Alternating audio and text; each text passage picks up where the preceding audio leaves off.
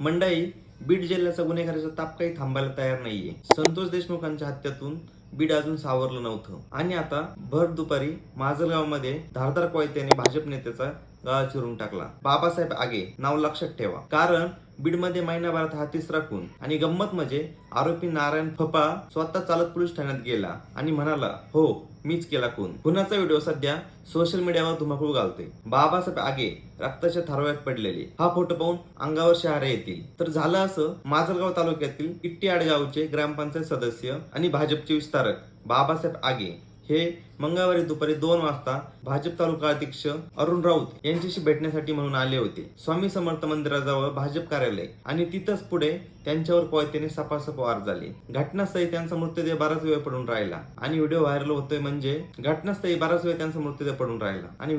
म्हणजे परिस्थिती आपल्या लक्षात आलीच असेल काय असेल ती. आता बघूया या खुनाचा नायक आहे तरी कोण. तर नाव नारायण शंकर फपाळ. हत्येनंतर स्वतःच पोलीस ठाण्यात चालत जातो आणि म्हणतो, हो मीच केलाय खून. पोलिसांनी ताबडतोब गुन्हा नोंदवला आणि त्याला अटक केली. पण का केली हत्या हे अजूनही गुलदस्त्यातच आहे. सुरुवातीचा अंदाज असा की पैशाच्या व्यवहारावरून वाद झाला असावा. प्रत्यक्षदर्शी म्हणतायत फपाळने कोयता शर्टाच्या मागे लपून आणला होता आणि आगे यांच्या जवळ गेल्यावर त्यांनी कोयता काढून सपासप वार करत जागीच ठार केले. मित्रांनो, ही घटना आहे फक्त एका महिन्यातील तिसरी हत्या.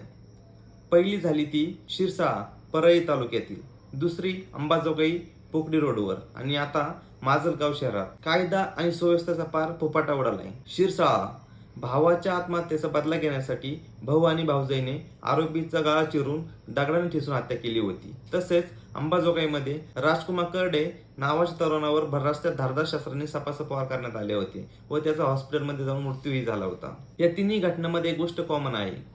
दिवसा ढवळ्या माणसं मारली जात आहे आणि पोलीस प्रशासन फक्त प्रकरण नोंदवते. बीड जिल्ह्यात गेल्या 4 महिन्यापासून गुन्ह्यांचा स्फोट होतोय.